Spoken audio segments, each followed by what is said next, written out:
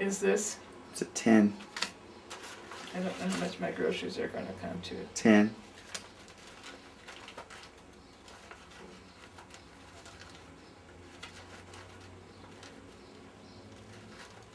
Oh, I got a ton of ones. Looks like a lot of money. It's a 5. Okay, it shouldn't come to near this much.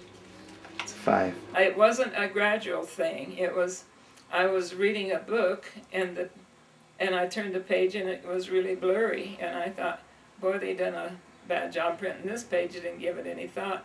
Turned the next page and it was blurry, and the next page and the next page. And I thought, I think there's something wrong here. So I called my eye doctor right away, Dr. Lowe over here at Snowy Range Vision, and she told me that I better come over.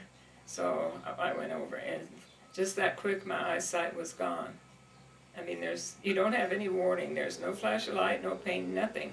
One minute you see and the next you don't. But I've had the right eye, there's nothing more they can do for it. The peripheral vision, which is around, I have that. If I turn my head right, I can pick up things. But I have no center vision at all. The maculars are what they call macular degeneration. The maculars are gone. Late onset disability is one of the most difficult for an individual to adjust to. Because of their age and life experiences, many older individuals have created lifestyles that offer stability and comfort. However, with the onset of a disability, many aspects of life that were manageable, including work, family, and personal life, can become unmanageable. The resulting loss of independence, both practical and economical, can lead to feelings of frustration and even despair.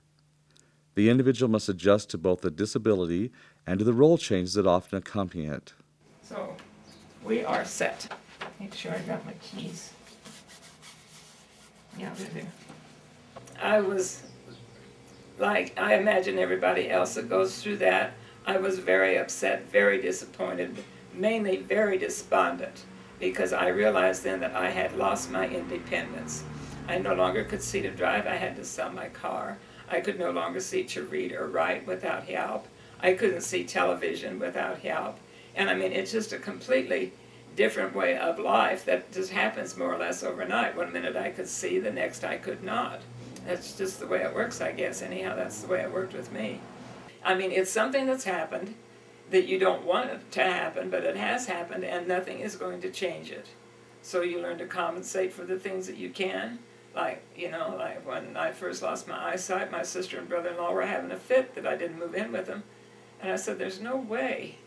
I said, no, I don't want to live with you guys any more than you probably really want me in here. Adjusting to a disability may be facilitated through the use of assistive technology. Assistive technology includes any device or service that allows people to do more and therefore to increase their independence. Examples of assistive technology include personal care items, hearing aids, vision devices, home modifications, and communication devices, among other things. By using assistive technology, people transferring into late onset disability can increase their ability to function independently and therefore decrease the likelihood of transferring into a long-term care facility. I cannot read or write. I'll never be able to read or write again. But that's why they gave me the machine, because with the machine I can read and write with it. Not good, because everything is very, very blurry for me, even with the machine. But I can read with it, and that's what counts. I can still read some things. Like for the CCTV and the screen, if I hadn't had them, I would have never known any different.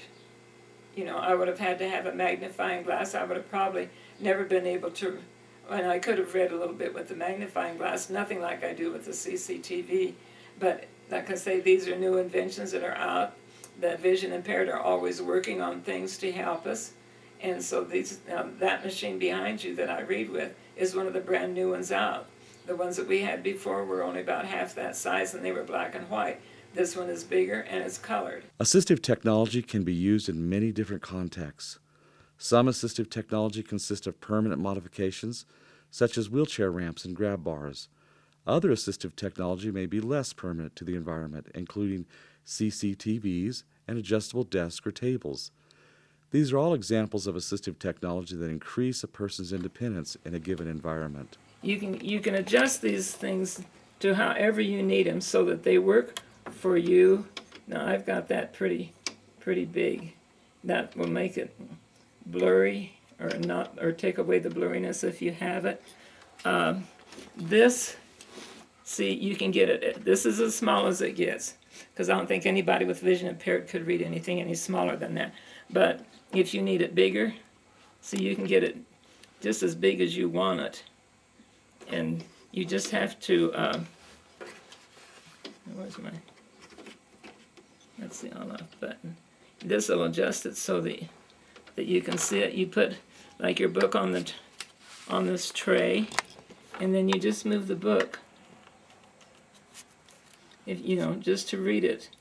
A customer's favorite for over 20 years.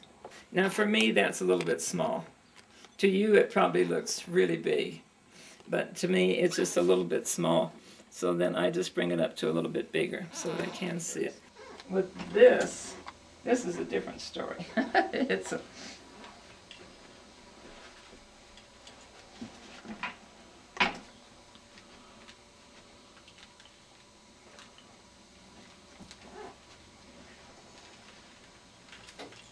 have to get it just right under the screen or it won't work. Somebody heard the shot.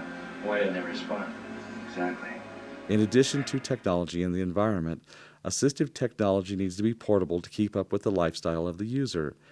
Many types of assistive technology, such as typing aids, talking calculators, personal care items, communication devices, and mobility aids, travel with the individual for the use in various environments.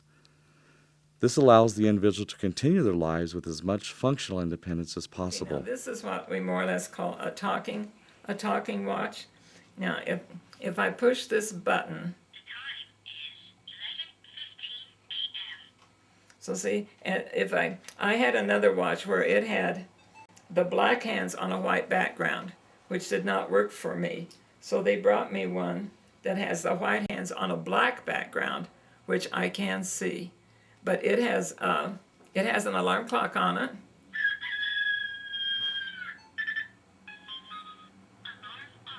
So see, I can do just about anything with this watch. I can tell the time, I can set the alarm, or just whatever. And the vision impaired have a lot of things like this for people like me that we can use if we need them. In addition to assistive technology that individuals can buy in a store, modifications and do-it-yourself solutions are also common examples of assistive technology.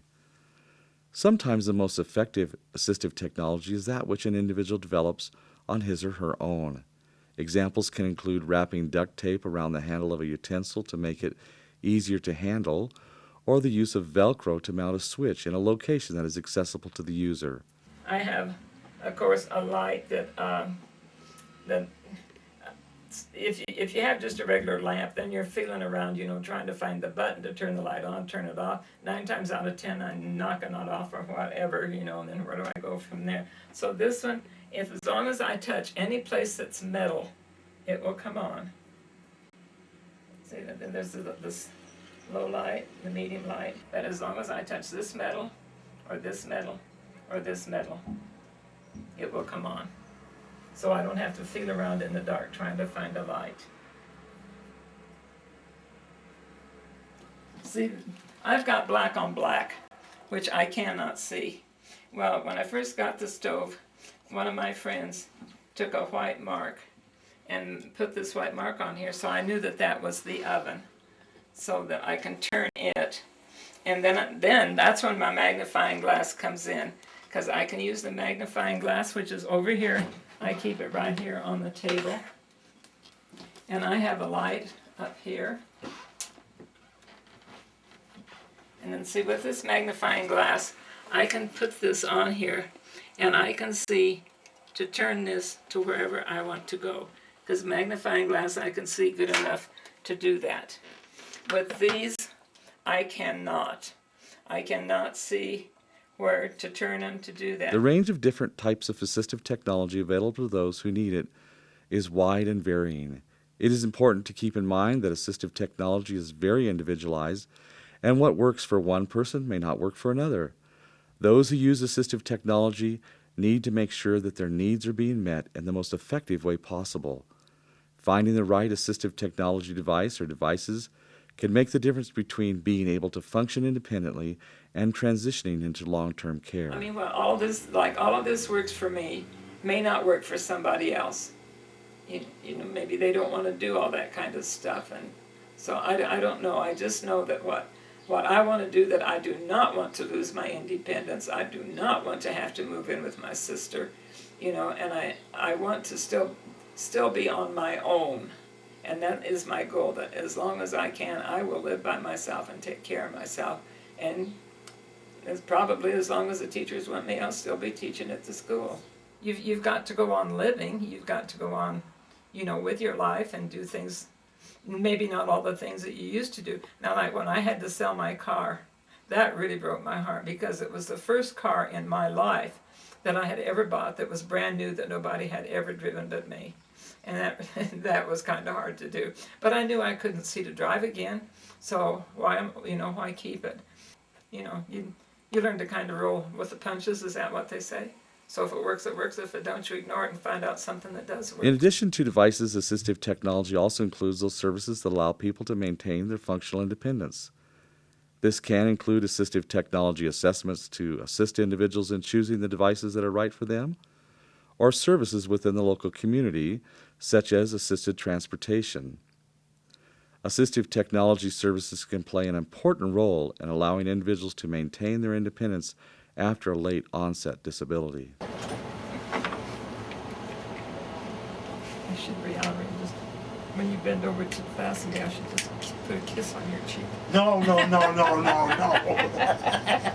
I just write everything down of what I need. And they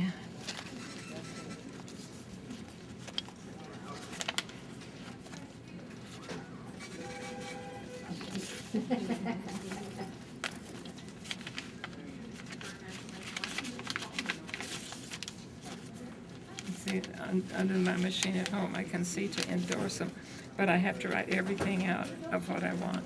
As individuals age and begin to deal with late onset disabilities, assistive technology can play a vital role in their ability to maintain their independence and experience minimal disruption to their lives. Assistive technology can take many forms, but in the end, without it, many individuals would have to face transitioning into a less independent living situation than they may prefer.